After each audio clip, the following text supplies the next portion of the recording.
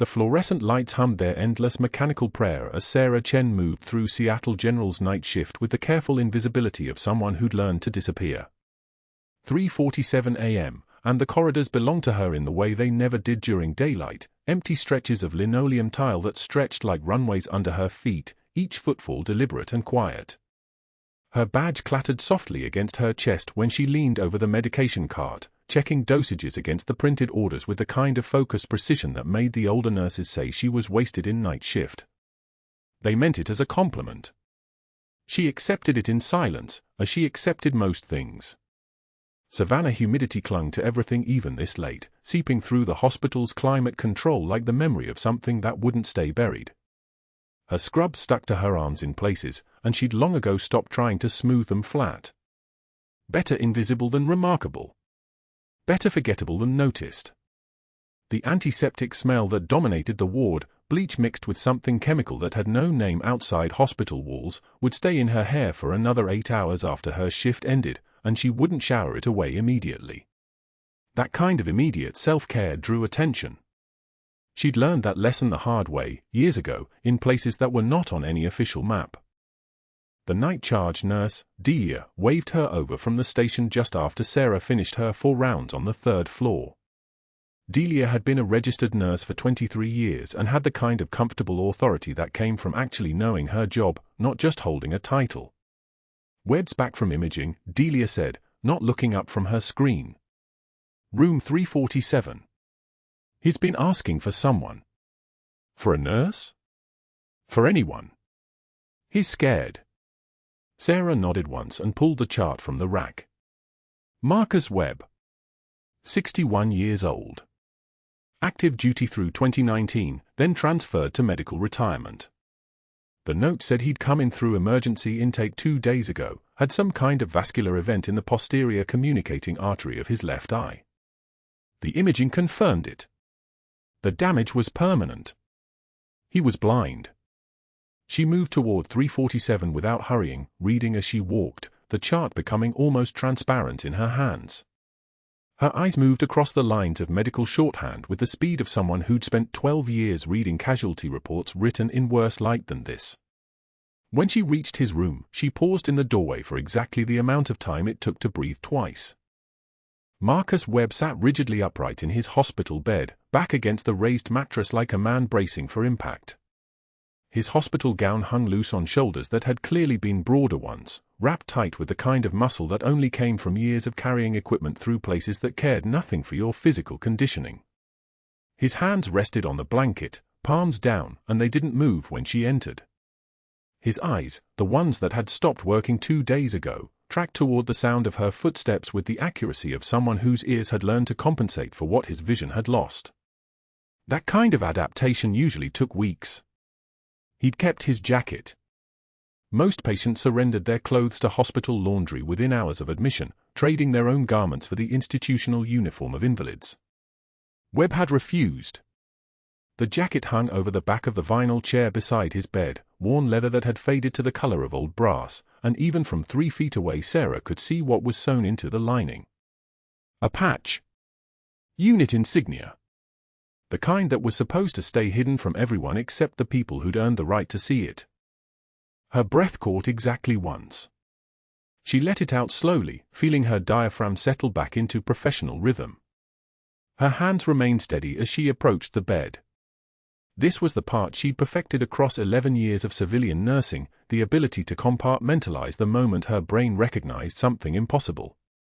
Compartmentalize, catalog, continue. The patch on Webb's jacket belonged to the 3rd Battalion, 5th Marines, a dark horse.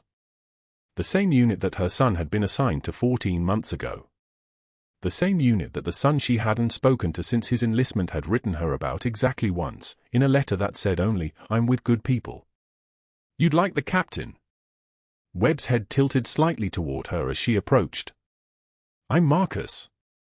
His voice came out rough, like someone who'd spent the first 60 years of his life not saying much and had no intention of starting now. "Sarah," she said, and pulled the chair away from where his jacket hung so she could sit beside his bed. "I'm going to be checking on you every couple of hours tonight. If you need anything, water, a temperature adjustment, Pain management, you press this button and I come back. No waiting. I can't see the button. It's in your right hand. Your fingers know. She picked up his right hand with the gentleness she used on patients who still had something to lose, and placed his index and middle finger against the call button's edge. Feel it? He nodded once. You're not helpless, she said, and something in her voice, something that definitely shouldn't have been there, something that sounded for just a moment like it had come from someone who'd made decisions in the dark and lived with the consequences, made him turn his head toward her again, really paying attention this time. You're blind. That's not the same thing. The next few hours passed in the rhythm Sarah had practiced through thousands of night shifts. She checked Webb's for sight at the 14-minute mark after she left his room. The standard was 30, but 30 was how people got infections, and infections were how people died in places where antibiotics were in short supply. She knew exactly what 30-minute intervals felt like. She preferred 10. She moved between the medication dispensary and the patient rooms with the fluid precision of someone whose body had been trained in environments where hesitation got people killed. Every movement had been justified, optimized, stripped of anything unnecessary. Even her walk was a weapon, once, though she'd spent 11 years teaching it to disguise itself as fatigue. Webb had stopped asking for things by 3 in the morning. Instead, he waited for her footsteps in the hallway. Sarah could feel the change the way she could feel incoming weather, a shift in air pressure that happened before anything visible changed. When she entered his room the 4th time that shift, instead of calling out immediately, he simply waited until he heard her at the bedside. You sound like you know what you're doing, he said. Most nurses do. No. I mean, he paused, and his scarred hands that she could see in the harsh fluorescent light had once held weapons, or pulled people out of burning buildings, or signed off on operations that still hadn't been declassified, shifted slightly on the blanket. You move like you've been in a place where moving wrong meant something. Sarah didn't change her expression. She perfected that particular skill years ago, learned it in places where your face could compromise an entire operation. I worked in emergency medicine for years before I went into general nursing. People bleeding teaches you efficiency. It wasn't a lie. It was just a truth that left out several significant chapters. She checked his vitals, blood pressure 138/82, heart rate holding steady at 64, oxygen saturation 97%, temperature 98.2, a complete absence of any physical sign of the psychological earthquake that had just occurred. Webb's vascular event had been sudden, catastrophic, permanent. Most people in his situation would be cycling through the stages of grief. Webb was cycling through recognition. My captain, he said, and his voice had changed too, not losing the roughness, but adding something underneath it, like someone tuning an instrument that had fallen silent, was a woman. She looked like she could break your neck before you realized your throat was the target. But she saved my life. 17 times I counted. Maybe 18. Sarah was writing something unnecessary on his chart, just to have something her hands could be doing, something her eyes could focus on that wasn't his face. After she got out, Webb continued, I tried to find her. Through the unit. Through the old networks. Like she'd just vanished from the planet. Pentagon said she'd requested reassignment to civilian life. That's all they'd say. Requested reassignment.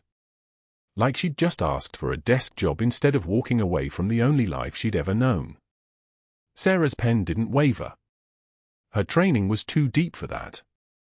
But she moved to adjust his for rather than continue charting, and in that movement, she was very careful not to let him hear her breathing change. Some people, she said, finally, ask for reassignment because it's the only way to keep the people they love from becoming targets. That's not vanishing. That's the most tactical thing they can do. Webb's head turned toward her. Really turned, the way someone looks at you when they understand what you're actually saying beneath the words you're using to say it. What happened next wasn't what either of them expected. Behind them, beyond the hospital walls, Savannah's false dawn was beginning to lighten the sky with the promise of another humid day. The heart monitor beside Webb's bed beeped its steady rhythm. In the distance, somewhere toward the emergency department, Sarah heard the distinctive mechanical wail of an ambulance siren, getting closer. Neither of them moved. And that's when Dr. Richard Pierce appeared in the doorway of room 347, tablet in hand, his expression carrying the kind of mild interest that predators wore when they'd notice something worth hunting. Morning rounds at Seattle General moved with the precision of a surgeon's hand, each room a station, each patient a checkpoint. But Dr. Pierce wasn't thinking about vital signs when he stopped outside room 347. He was thinking about Sarah, about the way she lingered at Webb's bedside, about the questions she asked. Questions a competent nurse wouldn't ask. Questions a nurse with something to hide would ask. Webb's daughter sat in the visitor's chair, her Marine liaison son standing near the window. They didn't know what was coming. Neither did Sarah, though her hand stilled for just a fraction of a second when she heard his voice in the doorway. "Nurse Chen." Not a greeting. A summons. "Explain why you altered Mr. Webb's medication schedule without authorization." Sarah kept her voice level, professional, the voice of someone with nothing to defend. "I documented a query about the dosage interaction, doctor. The chart shows you questioning protocols above your pay grade, Nightingale." He used the nickname deliberately, drawing out the syllables like poison from a syringe. The room temperature seemed to drop. Webb's daughter shifted uncomfortably. His son's jaw tightened visibly. "Perhaps if you spent less time playing doctor and more time following orders, we wouldn't have these issues." Sarah's hands remained steady as surgical steel. Not a tremor. Not a flinch. She took one measured breath, felt the familiar burn behind her eyes that had nothing to do with fear and everything to do with the kind of restraint that came from having held a scalpel over a battlefield casualty's open chest while incoming fire hammered the compound walls. The trembling wasn't fear. It was restraint, the carefully controlled power of someone who could break a man's neck with a sideways motion and chose instead to stand absolutely still. "I document everything, doctor," she said quietly. "Every single treatment." The words landed like a challenge, though her tone never rose. Webb's son heard it. His eyes narrowed, really looking at Sarah for the first time. Pierce felt it too, that subtle shift in the air pressure that came from standing too close to danger without recognizing it. He smiled coldly, but his hand moved to his tablet with the urgency of someone who needed to consolidate control. 20 minutes later, a formal write-up appeared on the unit board outside the break room, positioned where every nurse on the floor would see it during shift change. The paper was white. The words were black. The accusation was meticulous. Disciplinary action, Chen, unauthorized protocol deviation, falsification of medical records, investigation pending. All treatment decisions for this employee are to be documented and reviewed by Dr. Pierce before implementation. Effective immediately. Sarah saw it when she came off the unit, clipboard still in hand. She read it once. Her jaw tightened, just barely visible if you were looking for it. She didn't pull the paper down. She didn't dispute it to nearby staff. She simply noted the medication cart inventory that needed restocking and moved toward the break room. The fluorescent lights buzzed overhead like insects trapped in plastic. The refrigerator hummed its mechanical song, the sound of someone else's lunch cooling, someone else's life moving normally forward. Sarah opened the break room door and found 3 nurses standing near the coffee station, Martinez, Okafor, and Chen Wei, no relation despite the shared surname. All 3 turned. All 3 held their coffee cups like shields. "We're heading back," Martinez said. Not to Sarah. Just announcing. Just loud enough for Sarah to hear. They left without eye contact. The door clicked shut with the finality of a lock turning. Sarah stood alone in the break room, refrigerator humming its lonely song, and sat at the plastic table with her lunch container. She opened it. Looked at the carefully prepared rice and vegetables she'd prepared that morning at 4:30 a.m. before her shift. Closed the container without touching it. The second wave came during shift change. Pierce found her at the medication cart, logged in and updating treatment orders with the practiced efficiency of someone who'd been doing this job for longer than people thought. The incoming night shift staff were gathering their report sheets when his voice cut through the noise like a scalpel. "Everyone listen. We have an operational concern on this unit." His language was precise, authoritative, the kind of language that made people pay attention without knowing why. "Nurse Chen has been making unauthorized adjustments to patient treatment protocols. I need reliable people documenting her every move. I'm implementing a review system effective immediately. No medication changes without my direct approval." "Understood." Sarah stood 5 feet away at the medication cart. Her hands didn't shake as she logged entries into the system. Her handwriting didn't waver. But her jaw tightened almost imperceptibly, the muscle working just beneath the skin like something trying to escape a cage. Pierce turned to her, voice dropping to something almost friendly. "Problem, Nightingale." She met his eyes. Not challenging. Not defensive. Just level. Direct. The kind of look someone gives a threat they've already assessed and decided how to eliminate. "No, doctor." "Good." He leaned closer, voice conspiratorial, designed for the other staff to hear. "Because veterans deserve qualified care, not whatever hero fantasy you're playing out." He smiled. Waited for her to break. Waited for the nurses watching to see her crack under pressure. Sarah didn't crack. She turned back to her work, pulled up the next patient's chart, and continued documenting with the calm of someone whose worst day had already happened and she'd survived it. The other nurses exchanged looks. Whispers started. By the time Pierce left the unit, the story had already begun to reshape itself in the telling. Sarah was getting what she deserved, what she'd had coming, what happened when overqualified people got ideas above their station. But that wasn't the worst part. Not yet. What Pierce didn't know was that Sarah had already seen the pattern. The previous night, while he'd been leaving his meeting with board members at the country club, Sarah had spent 30 minutes in the records room photographing Webb's chart with her personal phone, comparing pharmacy billing against medications actually administered.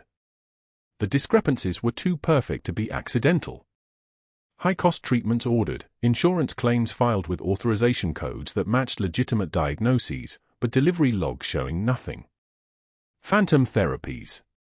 Phantom procedures. Money flowing to insurance companies and back to Pierce's accounts like a tide with only one direction. She'd sent the photographs to a secure server accessed through a Pentagon interface she wasn't supposed to have anymore. The response came back in encrypted text: "Maintain cover. Do not surface." She was trapped between two masters now, the one trying to destroy her standing in the hospital, and the one trying to keep her invisible forever. One wanted her discredited. The other wanted her to disappear. Both wanted her silent. Webb's condition deteriorated that evening. Nothing dramatic.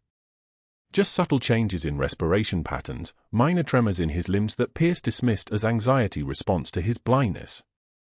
But Sarah noticed. She documented every vitals check, every behavioral shift, every pharmaceutical intervention in a private notebook she kept hidden in her locker beneath her backup uniform. She was building a case file of her own now. Not for defense.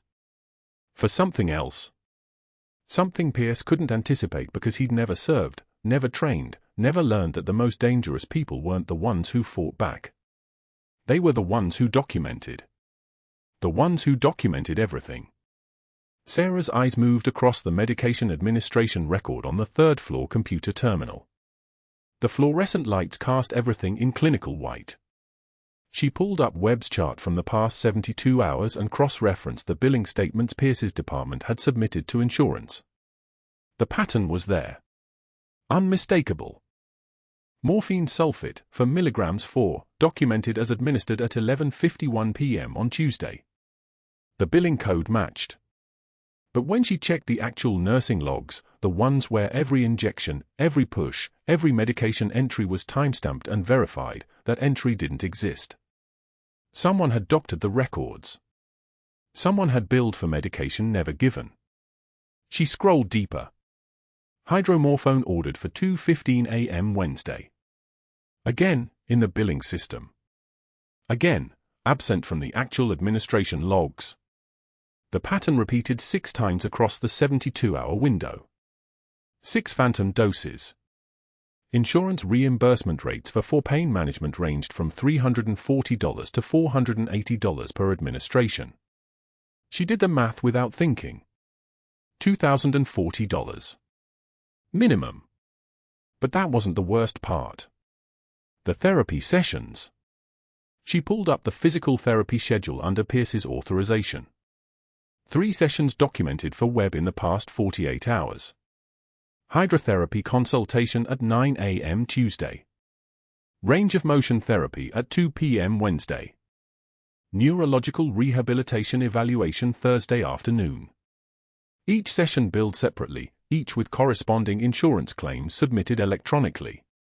Sarah checked the actual therapy logs maintained by the PT department. She called down to the 3rd floor where the physical therapy team logged their work in real time. "Hey, this is Sarah Chen from FA North. Can you check something for me? Patient Marcus Webb, room for 12. Did your team see him for hydrotherapy yesterday morning?" The voice on the other end was crisp, professional. "No, nobody here saw Webb yesterday. We've had him on restricted mobility protocol pending clearance." "Why?" Sarah felt the temperature drop in the room. "Just verifying orders." "Thanks." She hung up. The billing document showed what appeared to be signed authorization from Dr. Pierce for all 3 therapy sessions. But the actual therapy team had never executed them. 3 phantom sessions. At $280 per session, the standard physical therapy recharge rate, that was another $840 in fraudulent claims. Webb was blind and newly traumatized. He wasn't going to question whether therapy happened. He was in pain and confusion. The billing happened in an office, far from his hospital bed. Sarah opened a second document window and pulled up the medication inventory for the nursing station.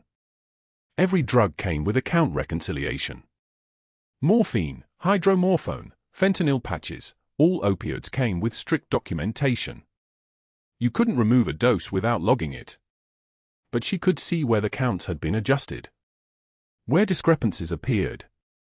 Where inventory mysteriously decreased but no corresponding patient administration was documented. She was looking at one of 3 possibilities. Either Pierce was stealing medication directly from the supply, unlikely, given how heavily those drugs were monitored and counted. Or he was entering false administrations into the billing system while giving substitutes to the patients, pocketing the difference in insurance reimbursement. Or he was billing for medications never procured at all, pure phantom documentation. The pattern pointed to option 2. She pulled Webb's actual medication administration records again. What he'd actually received was documented separately, in handwriting she didn't recognize. Not Pierce's signature. Someone else was writing orders that didn't match Pierce's billing claims. Someone was substituting different medications while the official record showed something else entirely. She heard footsteps in the hallway. Instinct made her close the windows. Her hands moved with the practiced efficiency of someone who'd learned long ago that observation without permission was dangerous. She logged out of the terminal. Waited 5 seconds. Stood naturally. The footsteps passed. A resident she didn't recognize. He didn't look at her. But that wasn't the worst part either. She documented everything, every discrepancy, every mismatch between billing and actual administration, every phantom therapy session. She'd written it all down in the staff notebook she kept in her locker, the one marked patient care notes in case anyone asked. Her handwriting was precise, military neat. Dates. Times. Specific dollar amounts. Specific drug names. Specific session codes that didn't match any actual therapy performed.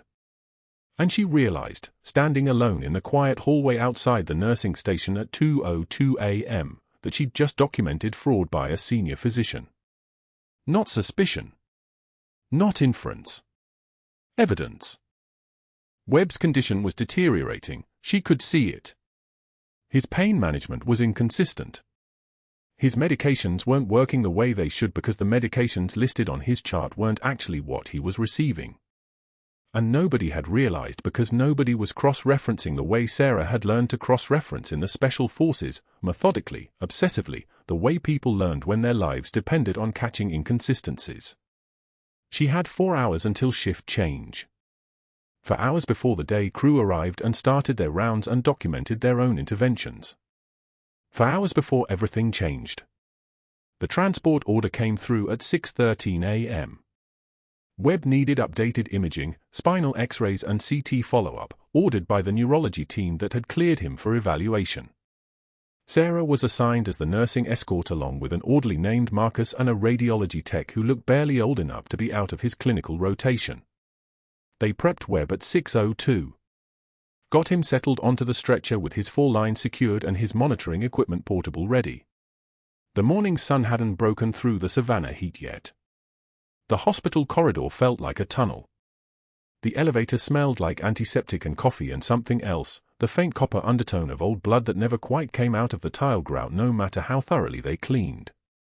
Sarah had learned not to notice that smell. People noticed smells. Noticed things. She'd learned long ago that invisibility required perfect normalcy. Webb lay quiet on the stretcher as they wheeled him toward the radiology wing. His blind eyes moved slightly, tracking sound and air pressure changes his other senses compensated for. The unit patch was still there inside his jacket lining, visible only if you knew where to look. Sarah had memorized the insignia yesterday. The Ranger tab. The 75th Regiment colors. Her son's unit.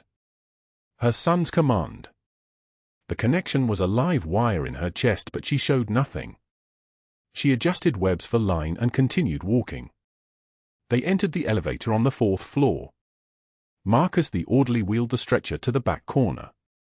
The tech pressed the button for basement level 2 where the imaging suite occupied a climate-controlled subterranean warren of machines that cost more than most houses. The door slid closed with that hydraulic whisper that always sounded like air escaping. Between floors, Sarah noticed Webb's body tense. Not the subtle tension of discomfort. The violent, involuntary rigidity of muscles seizing simultaneously. His back arched. His hands clenched into fists. His blind eyes rolled back and his jaw locked so hard she heard his teeth grind. Seizure. Full tonic-clonic.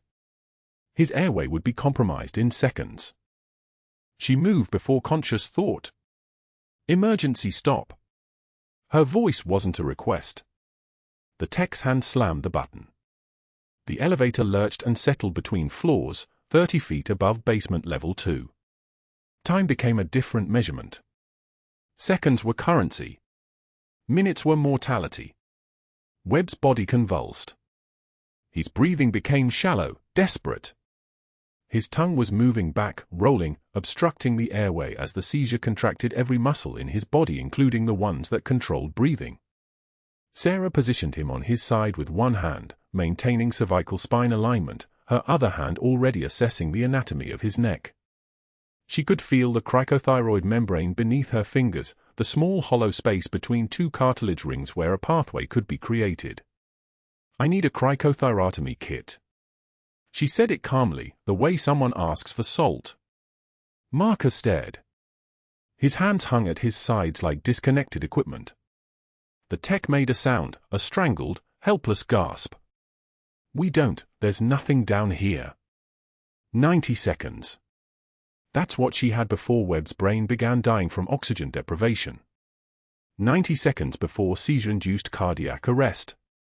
90 seconds before a blind man who'd already lost everything lost the rest. Her hands were already moving. Muscle memory took over.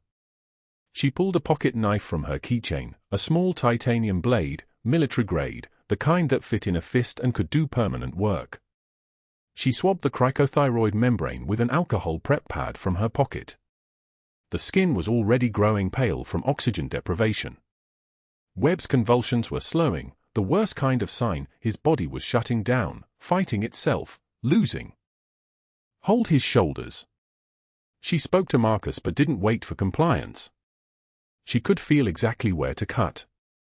Locate the membrane. Create an opening. The blade moved with the precision of someone who'd done this in the field under fire with worse tools and worse light. She felt the cartilage give. The small resistance of tissue. The breath of air trying to move through the newly created pathway. His airway was collapsing from medication interactions. The phantom doses that weren't documented couldn't cause anything, but the substitutions that actually were administered could interact. Could create cascading chemical reactions in a body already traumatized by blindness and combat wounds and the absolute neurological chaos of seizure. Someone had given him medications that, in combination, created this exact catastrophic response. She pulled out a ballpoint pen from her pocket and snapped it apart, keeping the hollow barrel. Her hands positioned it through the cricothyroid opening she'd created. It was crude. It was also the difference between a living man and a dead one. Webb gasped. Actually gasped, a wet, ragged, desperate sound as his lungs finally received oxygen again. His seizure began to slow. His body, no longer completely deprived of air, began recovering from the violent contraction. Blood covered her scrubs. Covered her hands. The orderly named Marcus was vomiting into the corner of the elevator, his body betraying him the way bodies did when they encountered violence they couldn't process. The tech stood frozen, his eyes so wide they looked like they might detach from his skull. Sarah kept her hand on Webb's neck. Kept monitoring his breathing. Kept the improvised airway patent and functional. Her voice, when she used it, was steady as a surgical laser. Someone called trauma. Tell them we need a surgical airway, possible medication toxicity, seizure event resolved with emergency intervention. Get this elevator moving. The tech's hand shook as he restarted the elevator. They descended.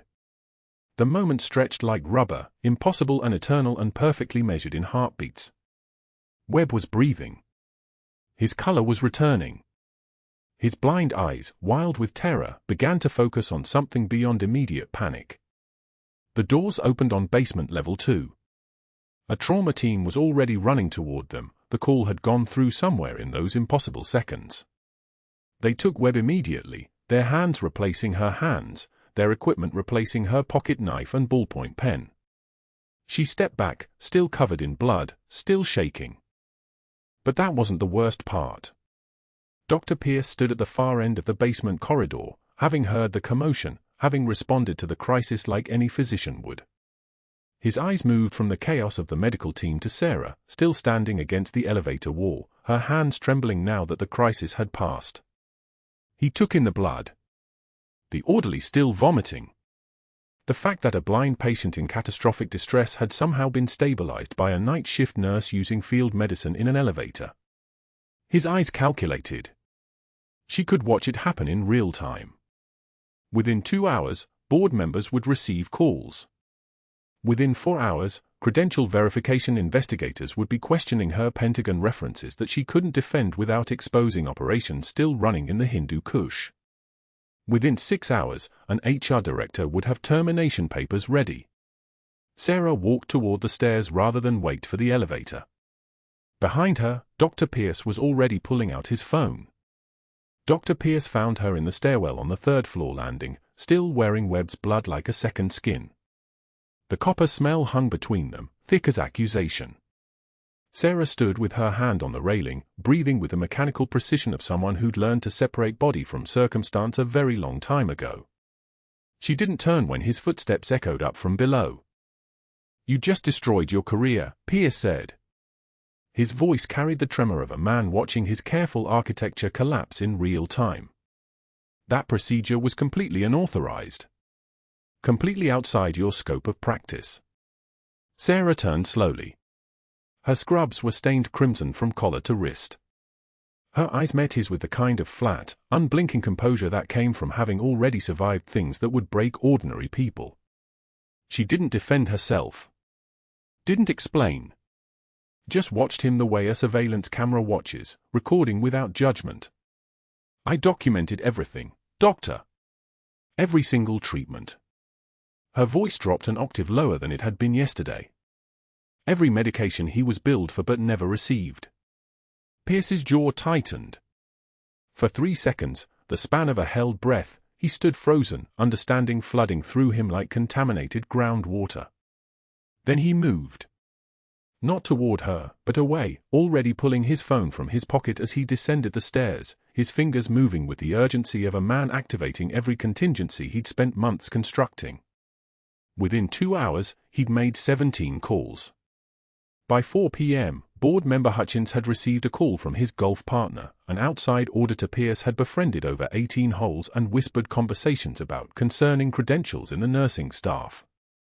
By 5 p.m., an HR investigator named Patricia Voss, who owed Pierce a favor from a medical conference in Charleston where he'd introduced her to the chief of orthopedics, was pulling Sarah's file, cross-referencing her references, and finding exactly what Pierce had known she would find: nurse schools with addresses that checked out, training programs that existed, but a reference chain that led nowhere official, dead ends wrapped in Pentagon classification she had no authority to access. By 5:44 p.m., CEO Richard Strauss had received a call from board chair Hutchins. By 6:19 p.m. sharp, HR Director Janet Moss was waiting in the administrative office on the second floor with a security officer, a younger man named Davis whose hands kept clenching and unclenching because he'd seen Sarah pull a coding patient back from the edge of nothing 6 weeks ago and didn't want to be the one escorting her out. Sarah arrived still in her stained scrubs. She hadn't gone home. Hadn't showered. Hadn't done anything except sit in the break room for 3 hours while nurses she'd trained rotated through, each one studying their phones instead of meeting her eyes, each exit a small death. She entered the office with her shoulders squared and her breathing steady. Janet Moss stood, her expression a careful composition of sympathy and institutional obligation. "Sarah, please sit." Janet gestured to the chair across from her desk. "This is Officer Davis. He's here as a procedural witness." Sarah sat without a word. Her hands rested on her thighs, perfectly still. "We're placing you on immediate administrative leave pending a comprehensive investigation into Dr. Pierce's allegations of unauthorized medical procedures and credential verification." Janet's voice carried the practiced gentleness of someone delivering bad news professionally. "Your actions in the elevator, while I understand you were attempting to help Mr. Webb, fall outside established protocols. We need to verify your credentials and background." "I saved his life," Sarah said quietly. Not defensive. Just factual. Like reading a monitor. That's not the issue. The issue is procedure. Janet slid a form across the desk. Dr. Pierce has documented a pattern of protocol violation spanning several weeks. We need to verify your background thoroughly. Until then, we need your badge and access card. Effective immediately. Officer Davis shifted his weight. He still wouldn't meet her eyes. Sarah stood and removed her hospital badge, the laminated rectangle that had been her only anchor to normal life for 3 years, and handed it to Janet without ceremony. Her access card followed. She watched Janet place them in a labeled envelope. "You can collect your personal items from your locker. Officer Davis will accompany you." Janet's hands folded on her desk. "After that, you'll need to leave the building." The walk to the nurse's locker room felt like traversing the length of a war wound. Sarah moved through corridors she'd walked 1,000 times, past the medication room where she'd discovered Pierce's phantom billing, past the patient care stations where she'd spent nights healing the broken. A resident she'd taught last month, a young woman named Keisha who Sarah had walked through her first emergency delivery, looked up from her computer and then deliberately studied her screen instead of acknowledging the figure passing her desk. An intern Sarah had mentored stepped into a patient room rather than let their paths intersect. The locker was on the 3rd row, combination 17-34-9. Sarah opened it and began removing the artifacts of her invisible life, the notebook where she documented Webb symptoms and Pierce's billing discrepancies, a photograph of her son in marine dress uniform, the one she kept hidden behind her spare scrubs, the pocket knife from her keychain, still stained with Webb's blood from the emergency thoracotomy, evidence of the night 3 years of hiding had finally cracked open. "I'll wait here," Officer Davis said, maintaining professional distance. The basement laundry facility occupied a subterranean space that smelled of industrial bleach and the ghost of a million medical crises. Rosa, the attendant, an older woman in her 60s with kind eyes who'd always smiled at Sarah during night shifts, stood folding a cart of surgical linens. She looked up when Sarah approached with her bundle of scrubs, and her expression shifted. Recognition of what this meant. She'd worked in hospitals for 40 years, she knew the choreography of disappearance. "Just returning these," Sarah said. Rosa took them without comment. She'd learned long ago not to ask questions about the visible and invisible rules that governed institutional life. Sarah stood at the folding table, the same table where she'd rested her elbows countless times during break shifts, and began folding her own scrubs with the precision of someone performing a funeral rite. Each pair required 17 folds. Each crease had to be perfect. Each stack had to align with the others on the shelf, ordered by size, ready for washing, for sterilization, for another nurse to wear and become invisible in, the way Sarah had become invisible for 5 years. She folded the navy pair she'd worn during her first night shift at Seattle General, the day her son had texted that his unit was deploying to the Hindu Kush. She folded the forest green pair from the night she'd first seen Marcus Webb's unit patch and felt the ground shift beneath her feet. She folded the white pair from this morning, the morning before everything broke. The final pair, the scrubs she'd worn into the elevator, the ones that now carried traces of a patient she'd saved and a career she couldn't defend, required the same 17 folds. Each crease exact. Each movement a burial of the only anchor she'd found in 3 years of living as someone other than Captain Sarah Chen, who'd spent 12 years in special forces, who'd completed 3 combat tours, who'd held the lives of soldiers in her hands and refused to let them fall. She set the final stack on the shelf and stood for a moment without moving. The basement hummed with the white noise of industrial machinery. Rosa had discreetly moved away, giving her privacy for this small shattering. Her phone buzzed as Sarah walked toward the employee exit. A text from her son, "Mom, how's work?" "Everything good, asterisk." She typed, "fine. Be safe. She didn't send "I've been fired" or "everything's collapsing" or "I can't tell you why, I can't explain what's happening." The rules of her invisibility were absolute. The Pentagon had made that clear 5 years ago when they'd ordered her to disappear so completely that surfacing now would expose operations still running in those same valleys where she'd earned a silver star that no one could ever know she possessed. The Savannah humidity hit her like a physical force when she walked through the employee entrance. Her car waited in the parking lot where she'd left it at 6:06 a.m. that morning, when she was still a nurse named Sarah Chen with a nursing license and a carefully constructed identity that had just taken a bullet. She sat in the driver's seat with the door open and her hands on the steering wheel and allowed herself exactly 45 seconds of stillness before starting the engine. Then she drove away from Seattle General Hospital with her blood-stained scrubs in a bag on the passenger seat and her pocket knife in her pocket and the absolute knowledge that she had saved Marcus Webb's life twice, once in the elevator, once in the Hindu Kush, and that neither salvation would be permitted to exist in any official record. That evening, Webb's adult daughter Maya made a phone call to hospital administration. She wanted answers about the nurse who'd been escorted out by security. The one who'd saved her father's life. The one who'd disappeared within hours of performing the emergency procedure that kept his airway open while his medications wore off and his body stopped seizing. The administrator took notes. Made a promise to investigate. Filed a complaint in the standard queue. Maya called her brother next, Captain David Webb, who was in dress uniform 1,000 miles away. "Something's wrong with Dad's treatment. That nurse, the one who saved him, something happened to her. They're not telling us anything." Captain Webb listened. Then he made 2 phone calls of his own, and the machinery that had been dormant for 5 years suddenly began to move in reverse. But Sarah didn't know that yet. She sat in her apartment above a dry cleaner on Victory Drive, watching the rain hammer the window, understanding only that she'd been buried again, only this time by the very system she'd tried to help. She pressed her hand against her ribs where the scar tissue from a 7.62 round lived beneath her skin, a souvenir from a mission that officially never happened, and waited for the consequences to find her the way consequences always did. The conference room at Seattle General was exactly what Sarah expected: mahogany table, leather chairs that cost more than her annual salary, and the smell of fear mixed with antiseptic. Marcus Webb's family had demanded answers. They'd called the CEO directly. They'd mentioned their son's service record, his wounds, his treatment at this hospital. Richard Strauss, the CEO, had scrambled to schedule the meeting within 24 hours. Sarah wasn't supposed to be here.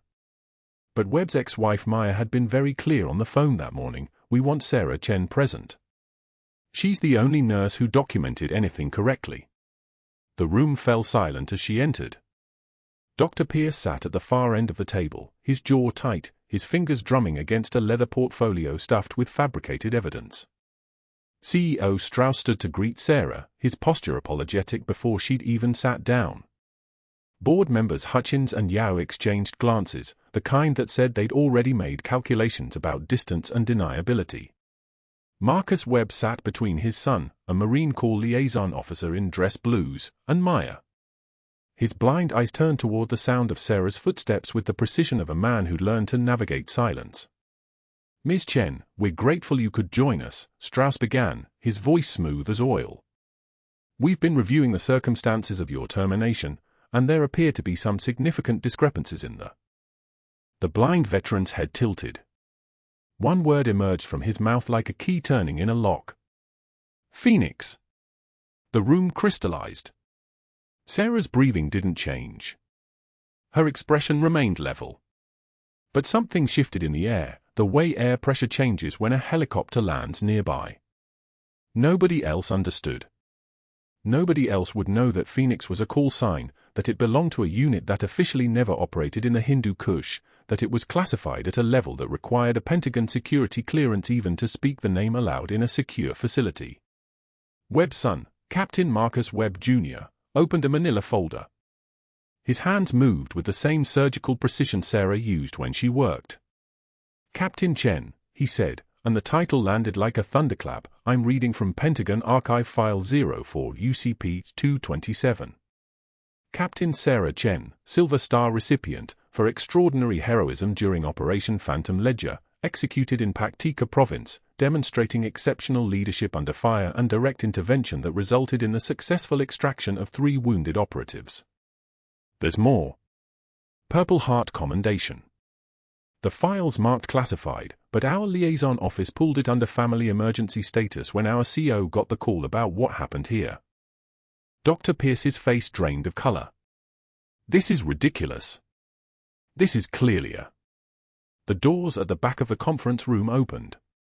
A 2-star general walked through them with the kind of presence that made the air around her feel thicker.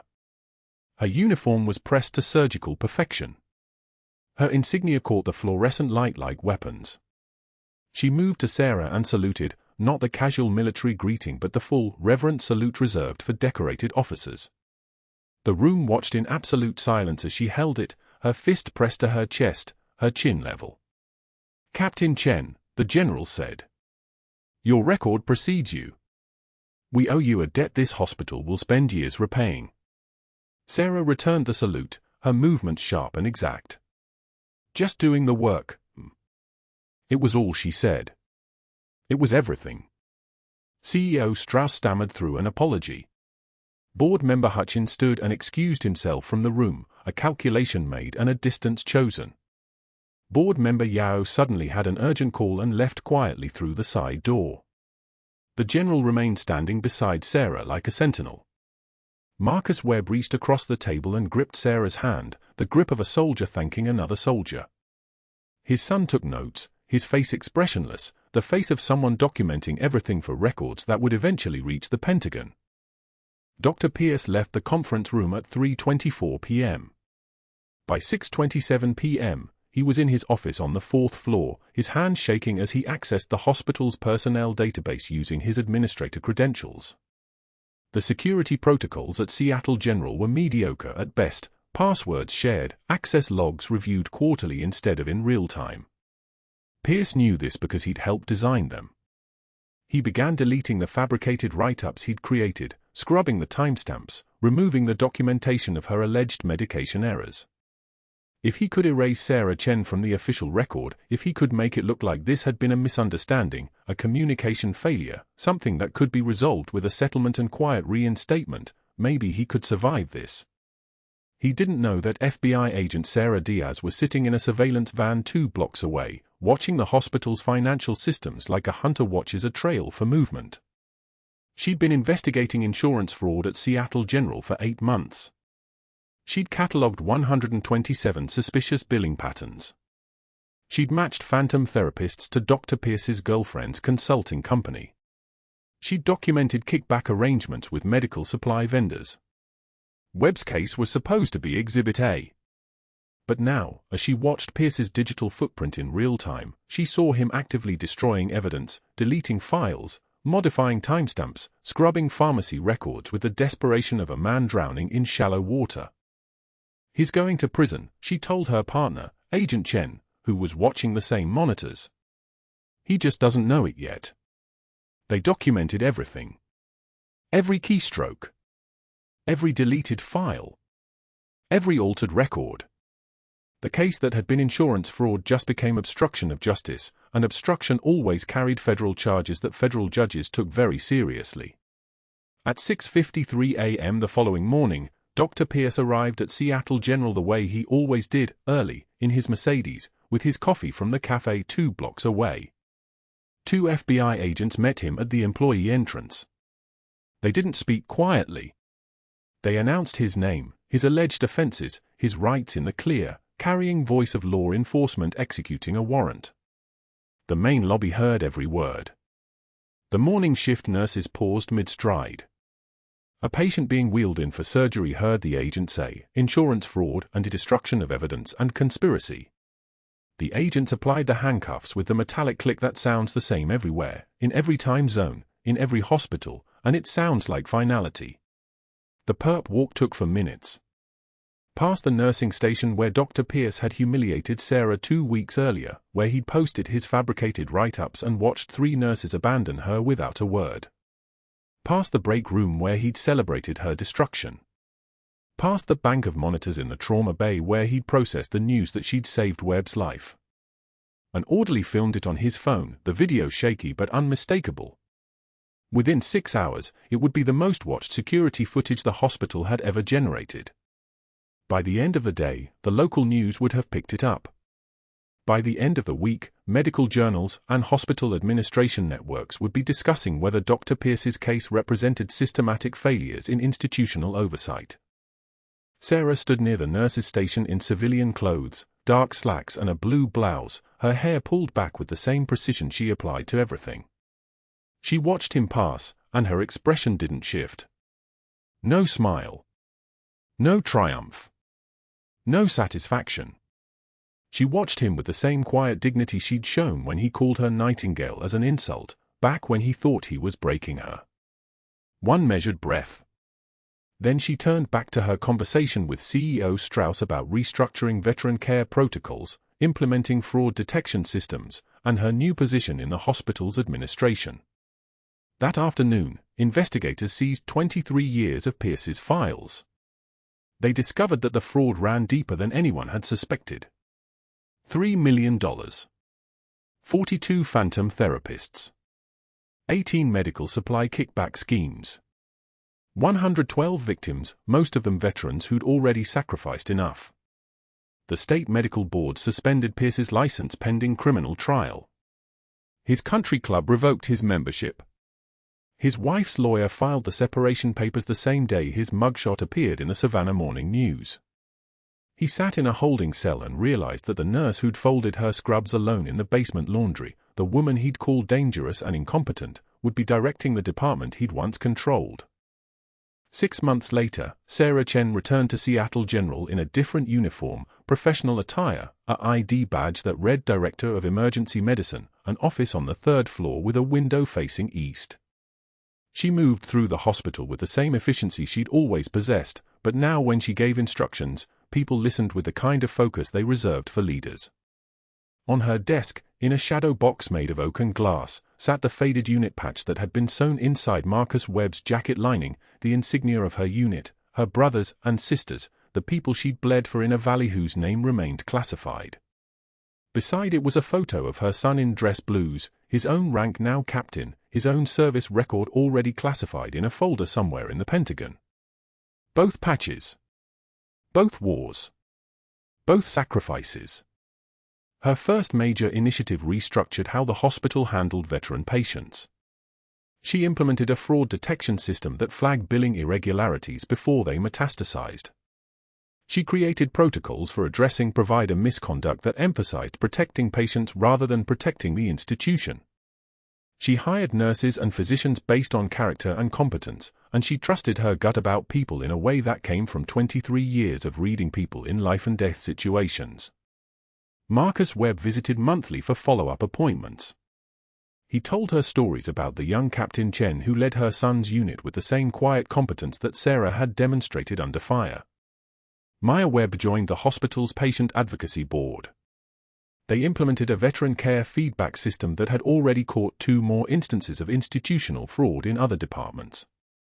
The work multiplied. The invisible became visible. On Sarah's first day in the director role, she walked through the ER at 10:27 a.m. and observed a young nurse, new and uncertain, being berated by an attending physician for asking questions about a medication protocol. The nurse's hands trembled. Her voice became smaller. The doctor's voice grew louder, the tone dripping with condescension. Sarah stopped walking. She watched. She listened. Then, with the same measured voice she'd used with Pierce months earlier, she asked the attending to step into her office. 5 minutes later, he emerged subdued. He walked directly to the young nurse, apologized in front of the entire trauma staff, and acknowledged that her question had been correct and necessary. Sarah resumed her rounds without explanation or commentary. The message was silent and absolute: the people who ask hard questions are protected here now. That evening, she updated her son via secure email about the new position, about seeing Marcus Webb, about the work of building systems that protect rather than punish those who ask the necessary questions. She closed with the line she'd carried since the Hindu Kush, the line that had become her philosophy: the quietest person in the room might be holding it all together. She sent the email, looked at Webb's unit patch on her desk, and allowed herself a rare smile. Invisible no longer. Still watching. Still protecting. Still serving. If you've ever been underestimated by someone who didn't know who you really were, if you've ever swallowed your pride and kept working while the world got it wrong, then you understand what Sarah Chen endured and ultimately triumphed over. Hit that subscribe button and join thousands of others who believe invisible heroism deserves recognition. Like this video, comment below with your own stories of being judged and proven right, and share this with someone who's quietly holding it all together.